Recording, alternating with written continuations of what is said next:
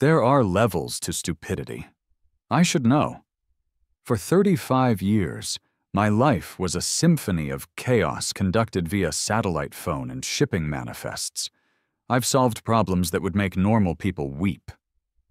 I once coordinated the emergency airlift of a ton of frozen bratwurst to a stranded German film crew in the Gobi Desert.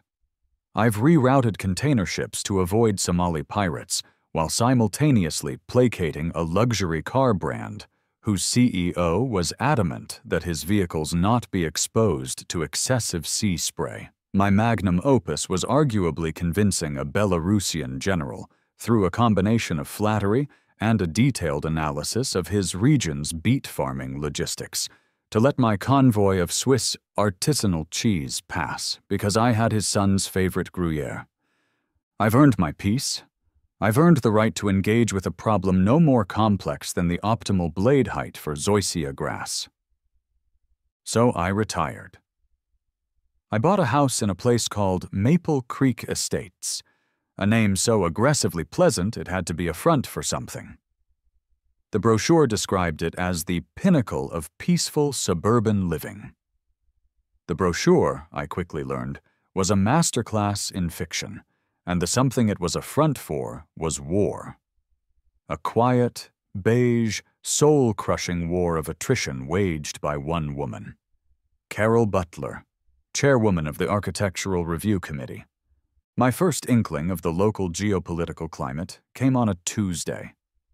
I had decided, in a fit of whimsical patriotism, to adorn my mailbox with a miniature American flag. It was a handsome little flag, fabric, not plastic, with vibrant colors. That afternoon I found a crisp, beige slip of paper, laminated for durability against the elements and rogue sprinklers, taped to my front door. Homeowners Association Violation Notice Hash MC78 B4. Violation, Section 7, Subsection B, Paragraph 4. Unapproved holiday adornment and dimensional non-compliance. Description: installation of a non-sanctioned patriotic textile display, that is, flag, on a Class II residential mail receptacle. Said flag exceeds the maximum approved vertical dimension by a measured 1/4 inch. Furthermore, the color saturation of the red stripes appears to be inconsistent with the HOA mandated Patriot Red swatch hash 74, available for review by appointment. Remedy: cease and desist. Remove the offending item immediately. A fine of $25 per day will be levied until the property is brought back into compliance. Await committee approval for any future displays of national pride. Issued by C. Butler, Chairwoman, ARC. I stared at the notice. I looked at the flag, fluttering bravely in the gentle breeze. I looked back at the notice. My brain, honed by decades of breaking down complex problems into manageable data points, began to analyze the situation. The lamination suggested a high-volume operation. The use of IE and said flag indicated a writer with a thesaurus and a desperate need to sound official. The 1/4 inch measurement implied someone had approached my private property with a ruler. I felt a slow, unfamiliar heat building behind my eyes. It wasn't just annoyance. It was the righteous indignation of a logistics professional observing a catastrophically inefficient system. This wasn't about a flag. It was about a failure of common sense, a breakdown in rational governance. Resisting the urge to draft a 10-page formal appeal complete with historical precedents for flag display and a chemical analysis of fabric dyes, I sighed and gently removed the flag. As I did, a head of thinning gray hair popped up from behind the perfectly sculpted boxwood hedge that separated my property from my neighbor's. "She got you too, huh?" a voice whispered conspiratorially. It was Bob. Bob lived in a state of perpetual, low-grade terror. "Apparently my patriotism is a 1/4 inch too ambitious, Bob." "The flag is a classic move. Low-hanging fruit," he hissed. his eyes darting towards Carol Butler's house down the street, a beige fortress of conformity. Last week, she cited me for excessive squirrel congregation at my bird feeder. Said it projected an image of squalor and attracted transient fauna. I had to submit a squirrel mitigation plan, a written plan. A squirrel mitigation plan? I asked, my voice flat. Page 1 was an analysis of the problem, Bob lamented. Page 2 was a list of proposed non-lethal deterrents. I'm currently awaiting committee approval to deploy a cayenne pepper-based seed mix. I nodded slowly, my gaze drifting to the end of the street. Thank you for the intelligence, Bob. I'll factor it into my strategic planning. Bob just stared at me, then slowly sank back down behind his hedge, a man retreating to his trench. I stood there in the deafening, monitored silence of Primrose Lane, and for the first time since my retirement, I felt the old gears in my brain begin to turn. I had a feeling my quiet life was about to be put on indefinite hold. A week later, the monthly HOA newsletter, the Maple Creek Chronicle, arrived. It was printed on the same beige cardstock as the violation notices and smelled faintly of Carol's authoritarian perfume. As the new de facto leader of the community, she had taken over editorial duties. It was less a newsletter and more a list of grievances and edicts delivered with the passive-aggressive punch of a velvet-gloved fist. I sat at my kitchen table, a cup of black coffee in hand, and read my enemy's communiqué. A gentle reminder, one section began, that all trash and recycling receptacles must be returned to their designated, fully enclosed storage location no later than 60 minutes after municipal collection. An early return is, of course, appreciated and reflects well on us all. Let's not let our curb appeal be marred by unsightly plastic. I pictured Carol with a stopwatch, timing the residents' compliance. New business. A motion has been passed by the board with my strong recommendation to standardize the acceptable welcome sound of all doorbell cameras. A list of 3 approved non-jarring chimes will be distributed next week. The cacophony of personalized chimes has become a significant source of auditory pollution. My doorbell played the opening riff of a classic rock song. I made a mental note to turn the volume up. Then I got to the main event, the centerpiece of Carol's current crusade. Community Watch Update. Many of you have noticed the large, unsightly metal structure looming on the community's northern perimeter. I am referring, of course, to the fire department's auxiliary water tower. It looms. It rusts in places. It serves no purpose but to remind us of potential disasters, which is demonstrably terrible for property values. I have filed a formal complaint with the city and have started a petition for its immediate removal. Let us reclaim our skyline for blue skies, not industrial blight. I put the newsletter down and walked to my office window. Over the tops of the meticulously pruned maple trees, I could just see the top of the tower. It was a standard elevated water tank, painted a faded blue. To Carol, it was an eyesore. To me, it was an asset. My professional curiosity was piqued. I sat at my desk and pulled up the town plans on my ruggedized tablet, a relic from my old job that had survived falls from moving vehicles and at least one monsoon.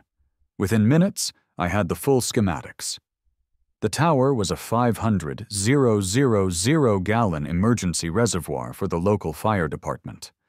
It was gravity-fed, a beautifully simple and robust system designed to provide critical water pressure to the neighborhood's hydrants, even if the main electrical pumps failed in a power outage. It was the literal last line of defense between Maple Creek Estates and a catastrophic fire. Carol's assessment wasn't just wrong. It was dangerously incompetent. This wasn't about aesthetics anymore. This was about critical infrastructure. I picked up my phone and dialed the city manager's office. "City Hall, please hold," a bored voice mumbled before I could speak. I was treated to 3 minutes of instrumental ska music. Finally, the voice returned. "How can I help you?" "Yes, my name is Frank Miller, 124 Primrose Lane in Maple Creek Estates," I said, my voice crisp and clear. "I'm calling to voice my strong and unequivocal support for the auxiliary water tower located on the north perimeter of the development. It is a critical piece of emergency infrastructure, and I want my official support to be placed on the record." There was a pause. I heard the sound of papers shuffling. Miller, you said?" "That's correct." "Sir, you're the first person to call in favor of it," the clerk said, his boredom replaced by a flicker of confusion. "We currently have, 73 logged complaints demanding its removal, all from a Miss Carol Butler." "Excellent," I said. "Please note for the record that my single voice of support carries the weight of 74 voices of reason and should be considered as such. Thank you for your time." I hung up before he could respond. I looked out the window again at the silent, slumbering tower. Carol had fired a shot across the bow. I had returned fire with a single, well-aimed shell of bureaucratic support. The game was afoot. The day it all went wrong was a Saturday.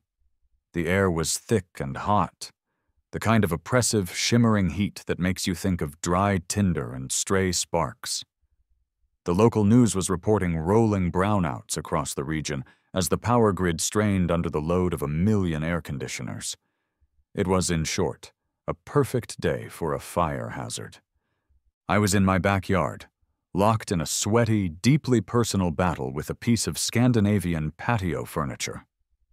The instructions consisted entirely of pictograms of a smiling, androgynous stick figure who assembled the entire chair in 3 simple, infuriatingly cheerful steps. My reality involved 2 Allen wrenches, a bolt that seemed to belong to a different piece of furniture entirely, and a growing certainty that Bjorn was Swedish for sadist. To cool off, I picked up the garden hose to spray down the patio. I twisted the nozzle. A pathetic stream sputtered out for a second, then dwindled to a dribble, and then nothing. "Damn brownouts," I muttered, figuring a water pump had lost power. I dropped the hose and looked up, wiping sweat from my brow. And that's when I saw it. It was something so fundamentally wrong, it felt like a glitch in reality. In the distance, from the base of the blue fire tower, a massive plume of water was gushing out. It wasn't a leak, it was a torrent, a man-made waterfall creating a muddy river that snaked down the hill and disappeared into a storm drain. You know that feeling when you see a pilot casually exit a plane mid-flight, or a surgeon reaching for a wrench instead of a scalpel? That's what I felt. 500,000 gallons of emergency water. The lifeblood that was supposed to protect our $500,000 tinder boxes was being hemorrhaged into the municipal sewer system. My first thought wasn't who. It was what level of catastrophic, cosmic-grade stupidity led to this specific outcome? And then, like a thunderclap in the hot, still air, I knew the who. I didn't run. I moved with purpose. I strode through my house and out the front door, my mind already kicking into a gear it hadn't used since I retired. I saw her. Carol Butler. She was walking briskly away from the direction of the tower, head held high. In her right hand she clutched a large, red, industrial-looking wheel valve handle, holding it like a scepter. She was wearing a pair of pristine white gardening gloves. She spotted me from across the street. She didn't flinch. She didn't look guilty. She gave me a tight, triumphant little smile. The smile of a zealot who truly believes her actions are righteous, before turning and disappearing into the beige maw of her garage. My pace quickened. I reached the base of the tower. The roar of the escaping water deafening. Water pooled around my shoes. It was exactly as I feared. A massive 24-inch drain valve, clearly labeled with a faded but still legible stenciled sign, "Emergency Drain," for official use only, was cranked wide open. The handle was missing. I looked up at the tower itself. I could hear it groaning, a low metallic moan as the immense weight inside it vanished. My phone was already in my hand, but I wasn't calling 911. Not yet. Reporting the problem is step 2. Any amateur can do that. Step 1 is, and always has been, containment and mitigation. My thumb flew across the screen, stopping on a contact I hadn't used in over a year. It was labeled Armageddon Andy. I stood at the base of the hemorrhaging tower, the roar of the water a chaotic symphony around me. But in my mind, it was silent. The world simplified. There was a problem, and there was a solution. I pressed dial. The phone was answered on the second ring, the voice on the other end shouting over what sounded like a jet engine and a panicked forklift operator. "Frankie, hell's bells, I thought you died or worse, took up golf." It was Andy. Armageddon Andy was the only name I had for him. He was my former go-to guy, a dispatcher who operated out of a chaotic office in New Jersey and could procure any form of transport for any type of cargo at a moment's notice. "Andy, it's Frank," I said, my voice level and calm. "I've got a situation." "Heard you retired? Got bored of the quiet life already?" Andy bellowed. "What do you need? A carrier to move your new sofa? A low-orbit satellite to find your car keys? Just say the word." "I have a localized, acute water infrastructure failure," I said, my eyes fixed on the gushing valve. "A 500,000-gallon reservoir is being deliberately drained as we speak. I need a rapid deployment water haulage solution, priority 1, now." The jet engine noise seemed to quiet for a moment. "Say again, Frankie. Did your retirement home spring a leak? Did you say 500,000 gallons? That's the total asset being compromised. The immediate need is a buffer stock to create a strategic reserve. What do you have on standby in the tri-state area?" Geez, it's Saturday," Andy said. I could hear him typing furiously. "Okay, I've got 6 food-grade tankers returning empty from that big soft drink bottling plant upstate. 10,000 gallons apiece. Clean, certified, potable. They're about 90 minutes out from your area of operations." "Too slow," I said, glancing at the water level indicator on the side of the tower. It was dropping visibly. "The asset will be fully compromised in 30 minutes. What's closer?" There was more frantic typing. Okay, I might have something. A crew on a DOT contract. They're filling highway barriers over in Westmoreland County. 50 miles from you. The water is non-potable." "It doesn't need to be potable," I stated. "It's for fire suppression. What's their payload?" 4 tankers, heavy-duty rigs, 12,000 gallons each. They can be wheels up in 10 minutes and on your doorstep in under an hour." "I want them all," I said, the decision made. "And I want the 6 from upstate as well. I want to establish a constant rotation. My objective is to maintain a floating reserve of at least 100,000 gallons parked on my street until this situation is stabilized. Scramble them, authorize overtime, hazard pay, festive meal allowances, whatever you need. Bill it to my corporate account." "Frankie, your corporate account was deactivated when you retired." "Then use my authorization code, Foxtrot Lima 770. It reactivates the account for 24 hours in a crisis. It's the 'I told you so' clause my lawyer insisted on." There was a stunned silence on the other end of the line, followed by a low whistle. "Foxtrot Lima. My God, Frankie, what the hell did you get yourself into down there?" "I joined a homeowners association, Andy," I said grimly. "It's worse than you can possibly imagine." I hung up. I looked at my watch. 5 minutes had passed since I saw Carol walk away with her trophy valve. The first tankers would be there in less than an hour. The mitigation was in motion. Now, for step 2. I took a deep breath, centered myself, and dialed 911. 911? What is your emergency? the calm, professional voice of an operator asked. "Yes, good afternoon," I began, my tone perfectly level. "My name is Frank Miller. I'm at 124 Primrose Lane in the Maple Creek Estates development. I need to report the complete and total draining of the municipal fire department's auxiliary water tower. The asset is located on the north perimeter of the development. I estimate it will be empty in approximately 20 minutes. The fire department and the police should probably be dispatched." "Sir, did you say the fire tower is draining?" "That is an accurate assessment of the situation, yes," I confirmed. "Oh, and one more thing." "Sir, you might want to dispatch traffic control to my location as well. Things are about to get a little congested." An hour later, the first sign of my counteroffensive arrived. It didn't sneak in.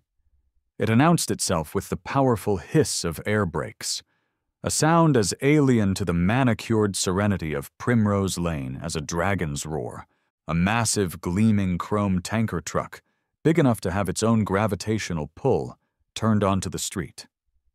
The words, "Petrocelli and Sons Heavy Contracting," were painted on the side in bold, no-nonsense letters.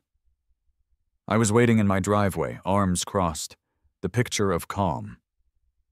I gave the driver a slight nod and a hand signal, directing him to park parallel to the curb directly in front of my house. He was followed by another, and another, and a fourth. Like a herd of magnificent steel elephants, they lined up, their diesel engines rumbling a deep, throaty bass note that vibrated through the soles of my shoes and rattled the decorative shutters on my neighbors' windows.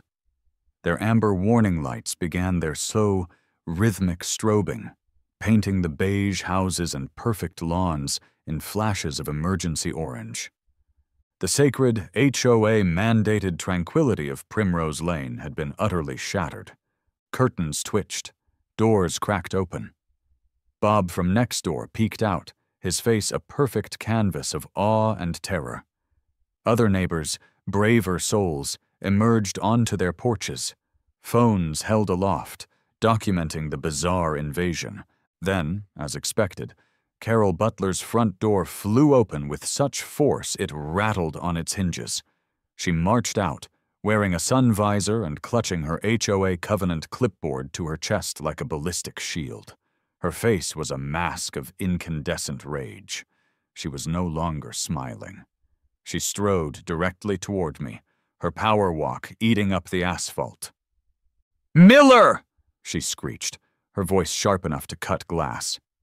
"What is the meaning of this? Do you have any idea how many violations you are actively committing right now?" I ignored her for a moment, turning my attention to the first driver, a burly man with a magnificent mustache who had just hopped down from his cab. "Just park it parallel to the curb," I said calmly. "Leave 10 feet between you and the next vehicle. We'll need staging space for the manifold." "A manifold?" Carol shrieked, now standing so close I could smell her hairspray. Section 12, Paragraph C of the Covenant, exterior alterations, clearly and unequivocally forbids the installation of any non-approved plumbing or mechanical apparatus visible from the street. I finally turned to face her, my expression utterly impassive. "Carol, are you aware that the community's primary emergency fire suppression reservoir is, at this moment, completely empty?" "I am aware that an unsightly industrial nuisance has been dealt with, a victory for which you should be thanking me," she retorted, her voice rising in pitch. "Our property values just went up 5%, I guarantee it. Now these behemoths," she waved a trembling hand at the line of trucks. "They are unapproved commercial vehicles. Their gross axle weight exceeds the residential asphalt load rating. Their engine noise levels are in flagrant violation of the decibel ordinance. I'm fining you. I'm fining all of you." She actually tried to do it. She marched up to the first tanker and attempted to stick a beige violation notice to its massive chrome grille. It slid right off. The driver, Gus Petrocelli, as I would soon learn, took a slow step forward. He was not a small man.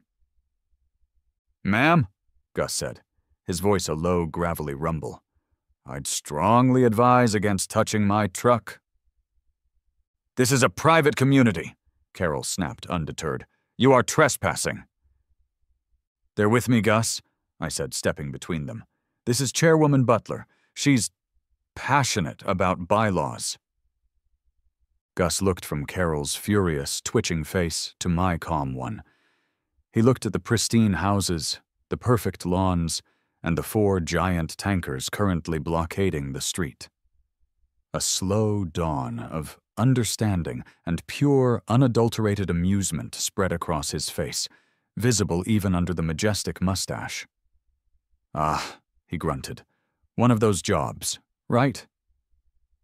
Just then, a police cruiser, its lights flashing but siren mercifully off, slowly and carefully navigated the new obstacle course on Primrose Lane. Sergeant Don Miller and a younger, wide-eyed officer named Davis got out. Sergeant Miller took in the scene. The trucks, me standing calmly, Carol vibrating with fury, the gallery of gawking neighbors, and let out a long, weary sigh that seemed to carry the weight of his entire 25-year career. "Okay," he said, pinching the bridge of his nose. "I don't even know where to start. Frank, you're the one who called this in?" "Sergeant," I nodded. "Correct. The water tower is empty. This is the temporary solution." Officer Davis muttered to his partner, just loud enough for me to hear. "Solution? Sarge, it looks like the convoy for a Metallica tour." "Officer!" Carol yelled, turning her wrath upon the new arrivals. "Arrest this man! He's destroying our neighborhood! Look at these trucks! They're probably leaking oil on our pristine HOA-approved asphalt." "Ma'am, please, one crisis at a time," Sergeant Miller said, holding up a hand to silence her. He turned back to me. "You're telling me you ordered all of this?" "This is just the initial deployment," I clarified. "Stage 2, the potable reserve, arrives in approximately 1 hour. We need to establish a strategic water asset to mitigate the current deficit." Sergeant Miller stared at me, his mouth slightly agape. "Stage 2? Strategic asset? Son, this is a suburban cul-de-sac, not the Fulda Gap." Before he could question my sanity further, a fire chief's SUV came screaming down the street, followed by a full-sized pumper truck. They stopped abruptly behind the police cruiser. Fire Chief Evans, a man whose face I recognized from town meetings, jumped out. His face was pale with shock. He had clearly just come from the tower. "Don, it's gone," he said to Miller, his voice strained with disbelief, ignoring everyone else. "All of it. 500,000 gallons. Gone. We got a low-pressure alarm, but we thought it was just a sensor fault from the brownout. Who in God's name?" My moment had arrived. "I believe that would be the work of the chairwoman of the Architectural Review Committee," I said, my voice cutting through the engine noise. She felt the tower was an unsightly nuisance. Every head turned toward Carol. Chief Evans, Sergeant Miller, Officer Davis, Gus, even Bob, who was now bold enough to be standing fully exposed in his driveway. "It was lowering our property values," Carol insisted, her voice now defensive. "It was a rusted eyesore." Chief Evans's face transformed, the pallor of shock being replaced by the deep crimson of pure fury. He took a step toward her. "An eyesore? That eyesore, madam, was the only thing standing between these $500,000 homes and a potential wildfire. It's our gravity-fed backup for when the main hydrants fail due to pump failure, which they are very likely to do during a citywide power outage like the one we are currently experiencing." The penny dropped with an audible clang that resonated through the entire cul-de-sac. Carol's confident rage finally began to curdle, replaced by the first flicker of genuine panic. Sergeant Miller slowly took off his hat and wiped his brow. Okay, Carol, let's try this one more time. Did you or did you not open the main drain valve on the fire department water tower? I merely tidied up, she stammered. It was an abandoned piece of equipment. There wasn't even a sign. I pulled out my phone, which I'd had ready for this exact moment. I swiped to a photo I had taken just before calling Andy. It was a clear shot of the valve, and on the housing directly above it, a bright yellow stenciled sign. I zoomed in. The words were perfectly clear. Emergency drain. Do not operate. This is a photo of the 24-inch bright yellow sign I found at the scene, I said, holding out the phone. Would you like me to airdrop it to you, Chief? For your report? Chief Evans looked at the photo. He looked at the speechless Carol. He looked at the 4 massive water tankers lining the street. Then he looked at me, a complete stranger who had somehow summoned a private water army to his front door in under an hour. His expression was a volatile cocktail of fury, bewilderment, and a tiny, grudging sliver of awe. Sergeant Miller didn't even look at the phone. He just put his head in his hands. Beside him, Officer Davis was scribbling furiously in his notepad, his pen barely keeping up with the escalating absurdity. The Battle of Primrose Lane had officially begun. While the authorities were attempting to process the sheer magnitude of Carol's malfeasance, my own operation moved into its next phase. My front lawn, once a testament to my aspirations for a quiet life, was now an active staging area for a major civil engineering project. Gus and his crew from Petrocelli and Sons were a whirlwind of profane efficiency. With the practiced movements of men who did this for a living, they had unloaded a complex-looking latticework of steel pipes and valves from a flatbed truck I hadn't even noticed had arrived. It was a distribution manifold, and they were setting it up right in the middle of my zoysia grass. Massive, thick blue hoses were unspooled from the tankers and connected to the manifold's inputs. I stood on my porch, directing them with quiet hand signals and the occasional curt command, like a conductor leading a very loud, very greasy orchestra. Gus came over, wiping his hands on an already filthy rag. All right, Miller. Manifold's in place. She's a beauty. We can feed 4 pumper trucks at once from this thing. I got the pumps primed on all 4 tankers. You give the word, and we can deliver 5,000 gallons a minute of non-potable fury wherever you want it. Excellent work, Gus, I said, giving the setup an approving nod. Let's keep it on hot standby for now. We're waiting for the fire chief to wrap his head around the legal and metaphysical implications of the situation. Gus grunted, a grin finally breaking through his mustache. The lady with the clipboard and the crazy eyes, she the one who caused all this? She is the designated agent of chaos for this operation, yes. He shook his head, a chuckle rumbling in his chest. I've done jobs for the government building secret stuff. I've done jobs for .com billionaires who wanted a moat dug around their mansion overnight. This is a first. You're a weird dude, Miller. I like it. Our moment of professional bonding was interrupted. Carol, having been sternly told by Sergeant Miller to stay in her house and not touch anything municipal, private, or metaphysical, was now visible through her large picture window. She was on the phone, her hand gestures sharp and angry. I knew what was coming. It was the predictable next move of a bureaucrat under siege. Call in another bureaucrat. Minutes later, a beat-up Ford sedan with a faded county EPA, stenciled on the door, pulled up. A harried-looking inspector with a stained tie and the exhausted eyes of a man who deals with suburbanites' weird complaints for a living got out. Yeah, I got a call about unpermitted storage of potentially hazardous materials, he asked, looking at the line of tankers as if they might be alien spacecraft. That's right, Carol shrieked from her porch, having found her loophole. He has no idea what's in those trucks. It could be toxic waste. It's probably seeping into the groundwater and killing my prize-winning azaleas as we speak. I calmly walked over to the inspector and handed him a clipboard. It held a neatly organized, tabbed binder. Here are the manifests for every tanker currently on site, I said smoothly.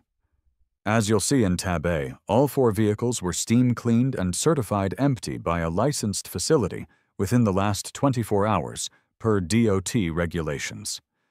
Tab B contains the chemical analysis of the water they are carrying, sourced this morning from the municipal reservoir in Westmoreland County. It is non-potable but free of any EPA-regulated contaminants. The 6 potable water tankers, which are arriving shortly, have their own certifications under Tab C. If you'd like to take a sample for independent testing, please be my guest. I turned to my new best friend. Gus, can you please get the man a sample from Tanker Hash 2? Gus, playing his part perfectly, unscrewed a small tap on the side of the tanker and filled a clean bottle with crystal-clear water. He handed it to the inspector. The EPA man looked at the bottle. He looked at my ridiculously thorough binder. He looked at Carol, who was now ranting about unregulated manifolds. He looked back at me. He was a man defeated by sheer overwhelming competence. Yeah, that won't be necessary, he mumbled. He handed the binder back, got into his car, and drove away without a second glance. It was a small victory, but a deeply satisfying one. As the sun began to dip lower, casting long, dramatic shadows from the water tankers, the situation escalated again. The next wave had arrived. The 6 potable water tankers Andy had promised, just as clean and gleaming as the first wave, rolled onto the street.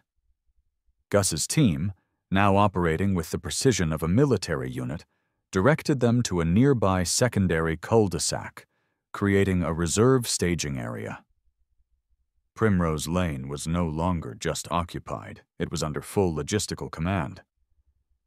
That's when the news van showed up. A van with Channel 8 Action News on the side screeched to a halt.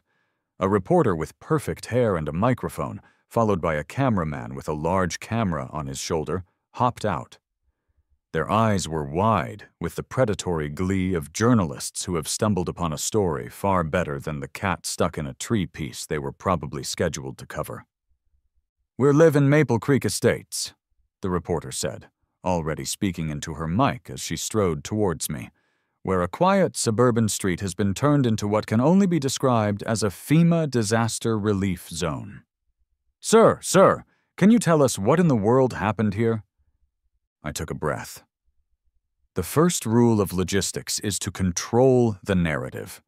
The media isn't a problem. They're a force multiplier. You just have to give them the right ammunition. I turned to face the camera, adopting a calm, professional demeanor. There was a critical failure in the community's emergency water infrastructure, I explained, looking directly into the lens. A key public safety asset was compromised. I simply took proactive steps to establish a temporary, redundant system to ensure the safety and security of my neighbors until the municipal authorities can fully restore the primary system. The reporter was taken aback by my corporate PR speak. "And you did all this yourself? You just ordered these trucks?" "I made some calls, yes," I said with a slight shrug. "In a crisis, you can't wait for a committee to approve a solution. You act. You mitigate the damage. You protect the assets. It's just basic operational procedure." Just as the reporter was processing this, Carol saw her chance for glory. She shoved her way past me, getting right in the camera's face. Her hair was askew, her eyes wild. "He is the crisis!" she shrieked, pointing a trembling finger at me. "This man is a menace, a rogue homeowner. He's violating dozens of HOA bylaws. The real story here is the tyranny of individuals who think the rules don't apply to them. He has unapproved vehicles, unapproved plumbing, and his lawn is a 1/4 inch above regulation height. I measured it this morning." It was a glorious, self-immolating train wreck of a rant. And the best part? As she was screeching about lawn height, the camera's wide shot captured the background perfectly. Over her shoulder, Fire Chief Evans could be seen in deep conversation with Gus. The chief was pointing at my manifold, nodding slowly, his face showing a clear expression of dawning, grudging respect for the very system Carol was denouncing. The visual contrast was devastating. I didn't have to say a word. I just stood back, a calm island in a sea of her madness, and let her hang herself on live television. As evening settled, the strobing amber lights from the tankers painted our bizarre tableau in rhythmic, pulsing waves. The air was still thick with tension. Then, suddenly, a new sound cut through the rumbling engines, a human shout sharp with panic from a few houses down. "Fire! Oh my God, the grill! It's on fire!" I turned to see a plume of greasy black smoke billowing into the twilight sky. Someone's propane barbecue had clearly malfunctioned, and the wooden deck it sat on was now engulfed in angry orange flames. It wasn't a 5-alarm blaze, but it was growing with frightening speed, licking at the vinyl siding of the house. The pumper truck that Chief Evans had brought with him roared to life. 2 firefighters leaped into action, pulling a thick hose toward the nearest street hydrant.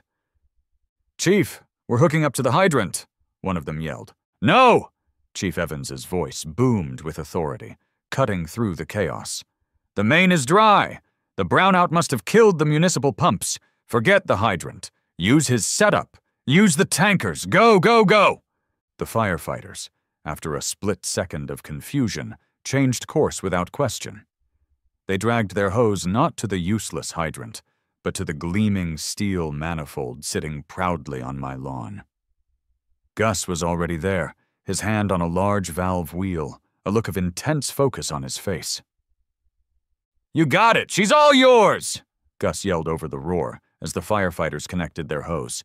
"Tell me what pressure you need." "Give us everything you've got!" a firefighter shouted back. Gus wrenched the valve open. The pump on the nearest tanker kicked into a higher gear. The hose swelled and stiffened. A powerful, coherent jet of water erupted from the nozzle, a beautiful arc of salvation that slammed into the burning deck with comical force. The flames, which had seemed so menacing moments before, were beaten back, hissing and steaming in protest before being utterly extinguished. The fire was out in less than a minute. The Channel 8 news camera, still rolling, captured the entire dramatic event. The neighbors, who had been watching in fear, let out a collective sigh of relief that quickly morphed into something else. Spontaneous applause. They were clapping for the firefighters, for Gus, and for the absurd, beautiful army of water tankers that now occupied their street. They were clapping for me. I felt a familiar, quiet satisfaction settle over me.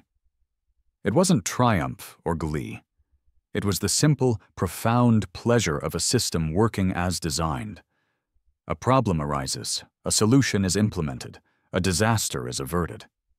It didn't matter if the problem was a typhoon in the South China Sea or a suburban barbecue gone rogue on Primrose Lane.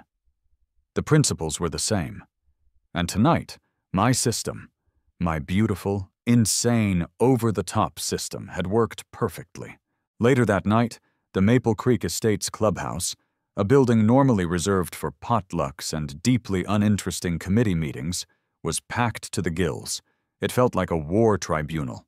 The air was thick with righteous anger. Every resident was there. Chief Evans sat in the front row, his arms crossed. Sergeant Miller and Officer Davis stood grimly at the back, observing. At a table at the front of the room sat the HOA board, a collection of nervous-looking men and women. And in the center of them, looking small, pale, and utterly defeated, was Carol. I sat in the front row, sipping a bottle of water one of Gus's men had given me from the potable supply. The acting head of the board, a perpetually nervous accountant named Jerry, banged a small gavel. "This emergency meeting of the Maple Creek Homeowners Association is now in session," he said, his voice trembling slightly. "The agenda is singular. The actions of Chairwoman Carol Butler on this day." He turned to her. "Carol, We have the sworn testimony of Fire Chief Evans. We have the police report. We have... Well, he gestured vaguely towards the window, in the direction of my ongoing logistical operation. All of this. Do you have anything to say in your defense? Carol stood, clutching the sides of the lectern. I was acting in the community's best interest, she began, her voice a weak rasp. I was trying to improve our aesthetic, to protect our property values. Before she could continue, a voice cut through the room. You put us all in danger. It was Bob from next door. He was standing, his face flushed, his fear finally burned away by adrenaline and anger. My kids were home. My house is next to the one that caught fire. What if that fire had been worse? Frank's truck saved us. You tried to get rid of a nuisance, but he brought in the solution. A wave of murmurs and nods went through the crowd. Then, another neighbor, a woman from down the street, stood up, holding her phone. You said there was no sign, Carol, but you walked right past my front door. She tapped her screen. My doorbell camera seems to disagree. She played the video. The grainy, wide-angle footage was damningly clear. There was Carol, marching with purpose toward the tower. And there she was a few minutes later, walking away, the big red valve handle held in her hand like a trophy. The video ended. The silence in the room was absolute. Jerry looked at the other board members. They all nodded grimly. The board has voted, Jerry announced, his voice suddenly firm. Unanimously, Carol Butler, you are hereby removed from your position as president and stripped of all committee appointments, effective immediately. As a ripple of applause started, Sergeant Miller stepped forward from the back of the room, his expression unreadable. Carol Butler, he said, his voice calm and official, you are under arrest for felony reckless endangerment and destruction of municipal property. Please stand up and put your hands behind your back. Carol stared at him, her mouth opening and closing with no sound coming out. Officer Davis moved forward and gently but firmly cuffed her hands behind her back. She was led away, not with a bang, but with a quiet, pathetic whimper. The room was silent for a moment, and then someone started clapping slowly. It was me. A moment later, the entire room joined in, a wave of cathartic applause not for Carol's arrest, but for the long-awaited end of her reign. With Carol gone, a power vacuum had been created. The entire room, as if pulled by a single string, turned to look at me. Jerry, the nervous accountant, now the reluctant new president, approached me, wringing his hands. Frank, he began, I think I speak for everyone here when I say, we need new leadership, real leadership. Someone who knows how to handle, well, things. I let out a long sigh. Jerry, I retired specifically so I would no longer have to handle things. But you're so good at it, Bob from next door chimed in, now my biggest supporter. Please, Frank, think of the squirrels. Think of the doorbells. We'll vote you in right now, unanimously. I looked around at the sea of hopeful, expectant faces. I thought of the endless, petty rules. I thought of the beige violation notices. I thought of my brave, quarter-inch too large American flag. I had come here seeking peace, and had instead found a failed state. And if there was one thing I couldn't stand, it was a poorly run operation. Fine, I said, the word tasting like overtime. I'll do it, but on 2 conditions. Anything, Jerry squeaked, his eyes wide with relief. First, I said, holding up a finger, we are going to hold a ceremonial burning of the existing 300-page HOA covenant. Second, the new bylaws will fit on a single, double-sided index card. The platform is simple. Don't be a jerk, and don't let your lawn turn into a jungle. Any questions? The room was silent for a beat, and then it erupted in cheers. I, Frank Miller, retired logistics expert, was now the new and deeply reluctant HOA president of Maple Creek Estates. A month later, Primrose Lane was quiet again. But it was a different kind of quiet. It was the relaxed, easy silence of a ceasefire, not the tense, monitored silence of a Cold War. A house down the street now flew a Jolly Roger pirate flag from its porch. Bob from next door had painted his mailbox a vibrant, non-regulation shade of bright pink. I was sitting on my now fully assembled Scandinavian patio furniture, a testament to my eventual triumph over the minimalist pictograms. A glass of iced tea sweat on the table beside me. My lawn was a perfectly healthy, non-compliant 3 inches high. It was beautiful. A pickup truck that I recognized pulled up to the curb. Gus Petrocelli got out. He wasn't in his work gear. He was wearing a polo shirt. He walked up my driveway and handed me 2 envelopes. "Morning, Mr. President," he said with a grin. "The boys down at the yard wanted me to give you this." He handed me one of the envelopes. And this came from the city. They called it a Civic Preparedness Grant. Said they're officially implementing a Miller Protocol for future municipal water emergencies. You're a damn legend down at the fire hall, you know that? I opened the envelope from the city. Inside was a hefty check, ostensibly a consulting fee. I opened the other. It contained a very nice bottle of bourbon from Gus and his crew. As Gus drove away, I checked my new pink mailbox. Inside was a single letter, postmarked from another state, with no return address. I recognized the spiky, angry handwriting immediately.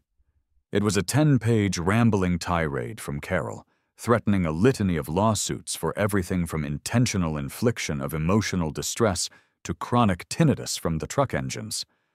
I walked back to my patio. I sat down and read Carol's letter. Then I looked at the check from the city.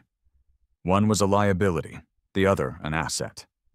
It was a simple cost-benefit analysis. I took the letter, crumpled it into a tight ball, and casually tossed it into my brand-new, non-compliant, open-top backyard fire pit. Some problems just require a different kind of logistical solution. I leaned back in my chair, putting my feet up on the table, and took a long sip of my iced tea. Peace and quiet, it turns out, isn't a destination you arrive at. It's a perimeter you have to actively and sometimes aggressively defend. And my perimeter, for the moment, was finally secure.